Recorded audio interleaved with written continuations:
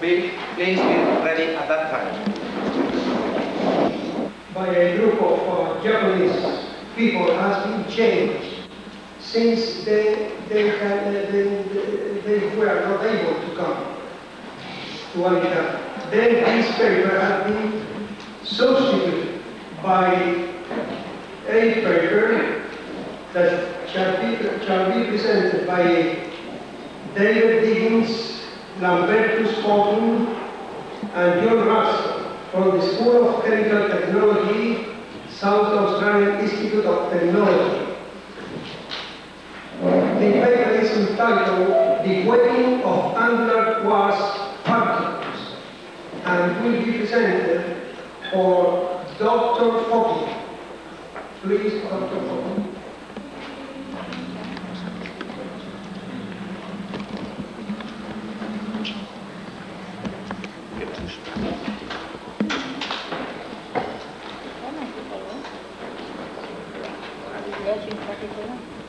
I don't think my microphone is working, so I'll speak up. Yeah. When I was going through the program, I found that this is the only contribution from Australia. And as you must have noticed already, I am not a real Australian, but I'm talking about the work I did when I was working in John Ralston's group at the South Australian Institute of Technology a while ago. The work we did there was on the equilibrium wetting of powders. The work was done in combination with people that were already mentioned in the introduction. David Diggins as a PhD student and Professor John Ralston and myself. After some of the discussions I had during the poster sessions, I decided that I shall talk about the technique mainly, and we could leave the more fundamental aspects until later maybe. Well, wetting of powders. Powders are well, we're interested in measuring the wettability of these powders. That is in the first place because there is an industrial interest in characterizing the hydrophilicity or the hydrophilicity of powders because of all sorts of mineral processing aspects, which are really important in Australia, of course, because the country is full of minerals. Cosmetics industry, ceramics, they all rely on knowing the surface properties of these coarse powder materials. On the other hand, this technique, as I will show, gives some idea about the surface properties, that is the wettable area of angular coarse materials like the powders we are talking about. How can you measure these things? Well, in the first place, you can measure the rate of penetration into the packed bed of such a powder, which is basically developed by Washburn in the 1920s, which is a dynamic method to actually look at the rate with which the liquid moves through such a porous cloud. Because we were interested in the mineral processing aspect, that is, we wanted to add collectors and other surface active agents, we prefer static measurement because understanding the results is hard if absorption isn't able to come to equilibrium. So our technique is a static technique and is basically inspired by the Bartel approach, which is from 1932. Both of these techniques are, of course, as you will know, based on the Laplace equation, which is given here. The Laplace equation is okay as far as these terms are concerned, but there is that nebulous R effective, which is an effective pore radius in the porous material, and which has to be obtained by calibration, and that gives some problems. My discussion will be on that calibration part and other expressions we can find for the R effective. We were sort of inspired to do such a thing by a thermodynamic approach of this problem given by Lee White from Melbourne University in the early 80s, which is, we thought, a very elegant approach. His system, I'll just roughly outline what he's doing because it doesn't go into too much detail. His system is a tube with a powder packed into it in a liquid. The liquid is rising into the packed bed until it reaches an equilibrium value. That equilibrium value is dictated by the condition that the pressure here in the upper part of the column exactly compensates the hydrostatic, the capillary forces that make the liquid to rise up in the column. What he says now is an overall thermodynamic argument. He says if the equilibrium situation exists in such a way, the free energy of the system must be a minimum. And that means that the change in the free energy with high here should be zero. That leads eventually to what I call the Laplace-Wide equation, which is of this form here. That has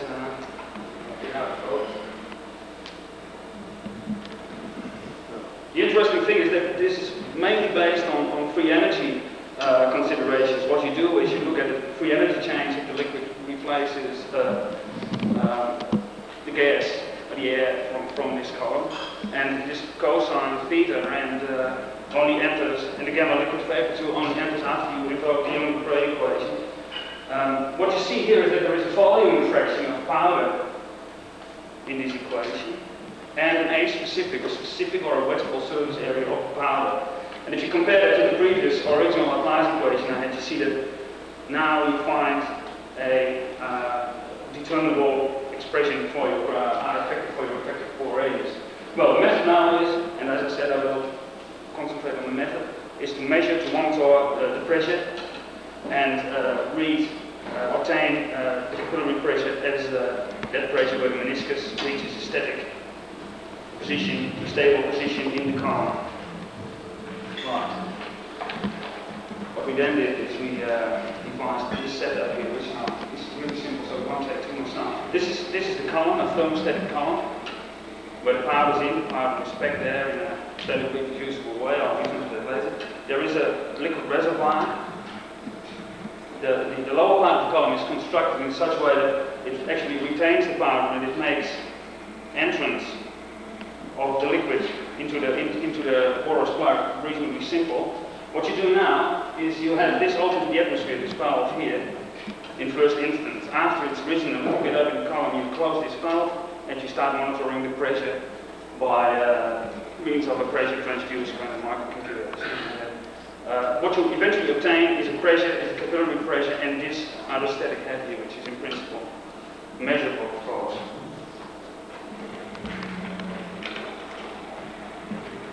The powders we used were, because they had some experience with these sort of powders, were quartz powders, angular quartz powders. We were interested in angular things in the first instance. We did some measurements on spheres as well, but I restrict myself to these angular rough particles because they're closest to real life. We used them clean. We could easily clean them with a standard procedure, boiling them in concentrated acid, and after that treating them with concentrated caustic to make them nice and hydrophilic. The advantage of this system is that you can make them hydrophobic by treating them with tetramethyl chlorosilane, which is a very well-studied reaction. So you have, within the same size fraction, you have the possibility of tailoring the things, making them hydrophilic and making them hydrophobic as well. I'll return to that a bit later when I show you the results. Well, the technique now, as you understand, so if you measure the pressure, you see a steady increase of the pressure until it levels off, until the meniscus reaches its equilibrium value here in the column. Then you can invent the overpressure from the top part of the column. Then you can do another measurement. In this way, you can, in a pseudo-automatic way, do a couple of measurements over the entire column. So you can check for homogeneity of packing and things like that. Well, a result that you obtain in your exterior coil looks like this. What you see here is an example for a clean quartz, that is the supposedly hydrophilic quartz of an average particle radius of 109 micrometers. The liquid was water at ambient temperatures. What you see now is that we follow the pressure for, say, 10 hours or so. And what you can see is that it takes about, well, a bit over an hour and a half or so to reach equilibrium. Then it levels up and it stays there. I mean, that took quite a bit of engineering to get it to this stage. But what we did, we can actually reduce our measuring time by extrapolating and fitting our data to an exponential. I won't go into detail, but that's not basic really. I mean, it's a reduction of a factor of 3 or so. But this is what these things typically look like, these spaces. Well, one of the characteristics of both the Laplace and the Laplace-Wright equation is that the capillary pressure should depend linearly on the particle size, or rather on the specific surface area. What we did, we tested for the several quartz fractions, we tested this equation by measuring the pressure, or rather the corrected pressure, which is corrected for the volume fraction, because that turned out to be a slight function of particle size, against some measure of the specific surface area. The good thing about these quartz particles is that within the same size, between the different size fractions, the shape of the particles is roughly identical. So what you can do is you can use, for instance, a laser diffraction diameter as a yardstick for your particle geometry. And as you see, well, there is a reasonable linear agreement which actually is true for records of that wide approach. So that's satisfactorily found. The more interesting part, of course, is to measure finite theta's, that is, slightly or very hydrophobic hydrophobic particles. What we did, as I said, the advantage of our system is that you can actually make them hydrophilic and hydrophobic in exactly the same, within the same particle fraction. You don't change anything in the geometry by methylating them. So what you can do, you can measure the pressure with water or hydrophilic particle, and you can use water on a methylated particle. From the quotient of these two pressures you obtain a theta. On the other hand, you can make a cross check by using the methylated particles and wetting them with water, partially wetting them with water in the first place situation, and in the second situation you can use inorganic, say cyclohexane, which is known to wet these particles with a contact angle of 0, and then you obtain another theta, and you can cross-check these two values. And that turned out to be reasonably satisfactory for the systems we looked at. What we find is that on a completely TMS hydrophobized force, we end up with contact angles in the order of, say, around 90 degrees.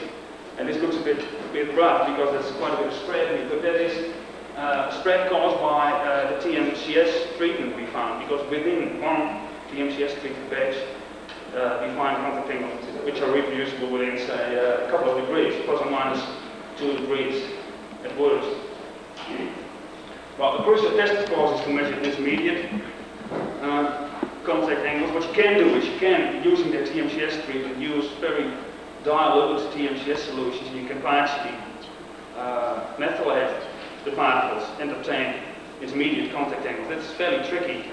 A more elegant way, I think, is to mix clean and fully methylated powders, and then you would think you can actually show from that derivation of the White equation that you should find something that obeys the Cassion equation. That's really easy to show in this case.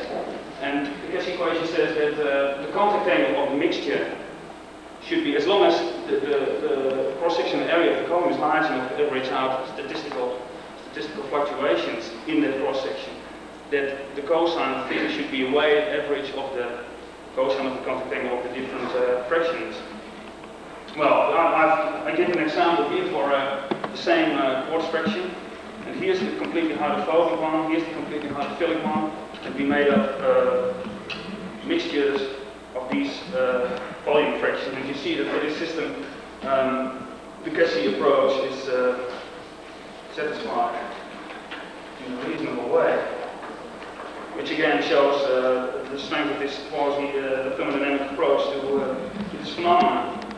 A couple of quick conclusions. What we concluded from this is that the machinery works quite well after you find the causes of all these leaks and things that occur all the time. But now, in the present form, it works quite well. The prerequisites for this type of systems, for the White approach, for the thermodynamic treatment, are apparently reasonably met. You can use it, as I showed with the trick with the methylated and the hydrophilic particles, you can use it to get an impression of the wedge ball, the wedge surface area of these powders, of these coarse powders, but other techniques would be pretty troublesome. It's got potential to be automated and used as a routine instrument. Of course, there are some problems left. It is when the particles become small, the pressure goes up and you need different geometries of your car. Another problem we had was with receding liquid fronts. In fact, they're still working on that at the moment in their lab, so these receding measurements seem to depend on the rate at which you recede the meniscus from the column, which is